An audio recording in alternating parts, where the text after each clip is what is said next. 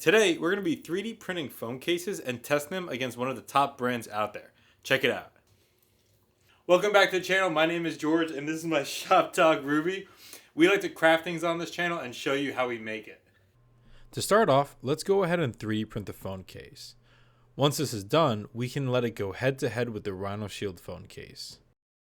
If you don't already know, Rhino Shield not only makes extremely protective cases, but also very sleek looking cases with tons of awesome designs and customization options. They've made some exclusive case collections with big names like the NBA, NASA, League of Legends, PewDiePie, Pac-Man, and many other brands. Maybe even Maker's Best Friend one day. Now, for our test, I've actually 3D printed actual phone models. These are the exact phone that matches these cases, both from Rhino Shield and that match the 3D printed cases. But the trick is I've printed them at different infill densities. What that means is inside of these phones is a different amount of filled 3D print filament, making them stronger or weaker. This one, which is only 1% infill, will be really easy to break. This one with 5% infill will just be a little bit harder to break and give us a different test. For these 3D printed phone cases, we've come up with 3 foolproof tests. The first will be a test we all know all too well, the drop test. You're walking down the street and you've got those Butterfingers on and oops, thank God. You drop your phone, boom, drop test. Our second test is one I hope you guys don't know. It's gonna be hammer time. We're gonna take this hammer, smash the case from the back side, and see if the phone on the inside breaks and if the case breaks as well. And finally, the last test, test number 3, that we'll get to later. Now, before we get to actually testing out the phone cases, there's one quality to a phone case that we all care about, arguably more than if it protects our phone cases. And that's design. Rhino Shield is highly customizable and has a variety of colors and designs, which lets me get a dog and a ship to match my lifestyle. And what's cool about their cases, they actually have a modular design that lets you swap out these back plates with designs, so you can just switch the design to what you're feeling that day. And you can even customize your own designs with your photo, name, or text. I mean, how cool is that? Now, while you're watching this video, if you decide that, I don't really want to 3D print a phone case and you want to get your own, you can actually use the code CRATER now to get 10% of your first order with Rhino Shield. And there's a link in the description below with more details. And if you're thinking, well, will Rhino Shield have a phone case for me? Well, they have phone cases for all iPhones and most Android flagship devices. And they ship worldwide and offer free shipping for qualified orders. So make sure you guys go check out the link in the description below. Let's get back to the video. How are we gonna make our 3D printed phone cases look as cool as these from Rhino Shield? Well, we're gonna actually try hydro dipping. If you're wondering what hydro dipping is, it's a process where you have a bucket of water and you lay down a type of film, or you can actually use spray paint on top of the wire, and it creates a layer on top of the wire. When you dip whatever you want into that water, like a phone case, it'll grab that entire film, wrap it around it, and it'll stick and dry and will become whatever design you chose. Okay, so I've got a bucket of water here, and I've got some graphic rolls here that we can use for hydro dipping.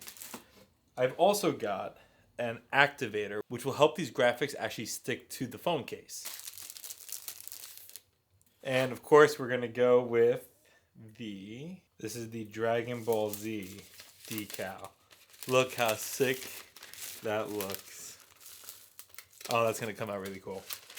Okay, so I think I just need enough of it to sit and cover this entire bucket. So I'm gonna cut this and I'm gonna drop a few drops of the activator in the water beforehand, and I think that'll make all the magic happen.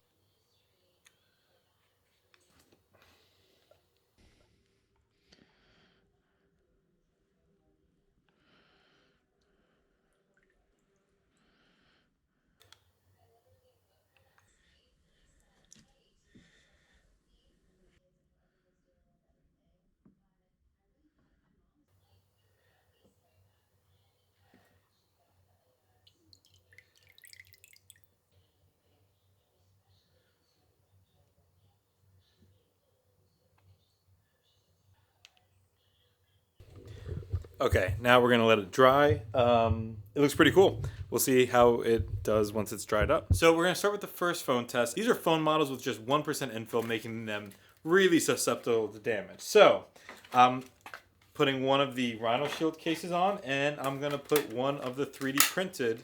Now, it's important to note that these phone cases that are 3D printed were actually made with 30% infill, which actually makes them really not flexible. If I had to redo this, I'd probably use a different filament, which is way more flexible. I only have a low-end 3D printer, so this is printed in PLA, 30% infill, which makes it a lot less flexible. We'll see what that ends up doing for us as we go along here. So I'm gonna put in the 1%. Okay. Let's back it up now. So we're gonna go with our first test. Okay, 1% actually looks, that's impressive. Let's go a little bit harder real quick. I wanna make sure we're testing this thoroughly. Okay, obviously we would never drop a phone that hard, so that's, and this at 1%, wow. There's no damage, not cracked.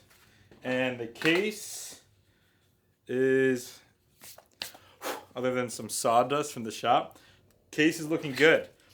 That's a pass. Rhino Shield 1. Let's find out about the 3D printed case. Oh, shit. Probably not the best move. So, even the case, even the phone itself has damage now. The phone model has damage on the edge there. The case's edges are cracked. We'll call that a lose. Okay, 1 to Rhino Shield, none to the phone case. Okay, now it's time for hammer time. This is gonna be a lot of fun. So I have the Rhino Shield case. I'm gonna start with the cases with the most infill. Should have the most resistance. And we also have the 3D printed one.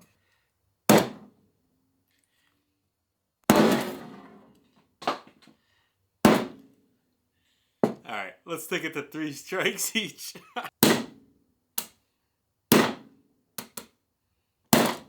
Oh, shit. All right, well, the 3D printed case was doing all right. And then, I don't know if you could see that, it actually dented pretty hard into it. The phone itself seems pretty good. The Rhino Shield is pretty much unscathed. Let's see the phone. Absolutely nothing. Nothing at all. All right. We're going to take it down to 5% infill. 1, 2.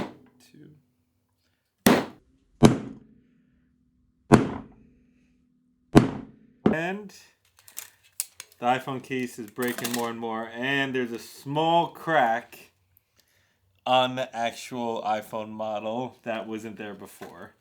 I'm guessing that would have been a shattered screen. Let's take it to the 1% and see how far we can make it with it.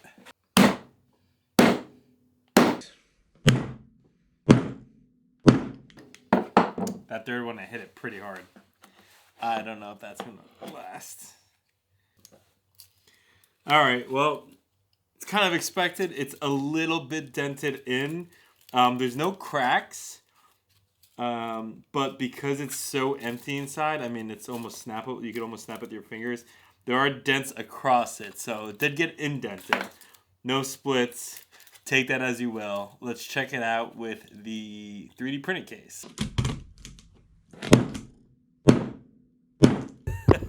So this case is pretty much gone. It's good I have 2 of them. You can see, because I guess the phone itself had like no substance to it. Smashing this just kind of like smashed right through the case itself. Don't know what this proves, but it's a lot of fun, and this is a fail for the 3D printed case for sure. Okay, so the Hydro Drip is starting to dry, and it's actually coming out pretty cool. Check this out.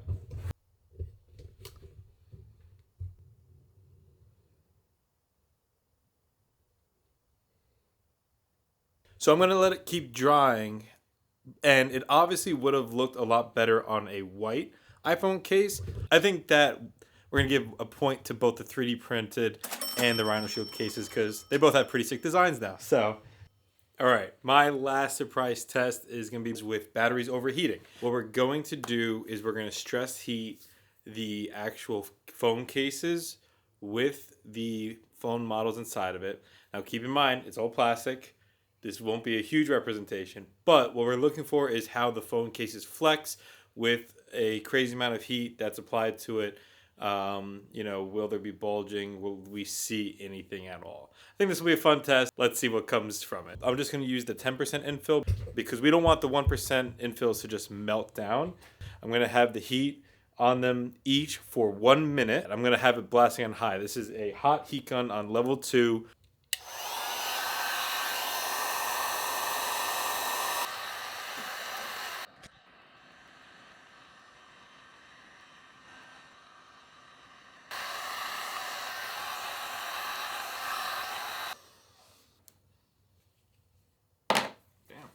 Okay, that's 1 minute for each of the phone cases, and I'm actually pretty impressed here. Ow, they're still like really hot.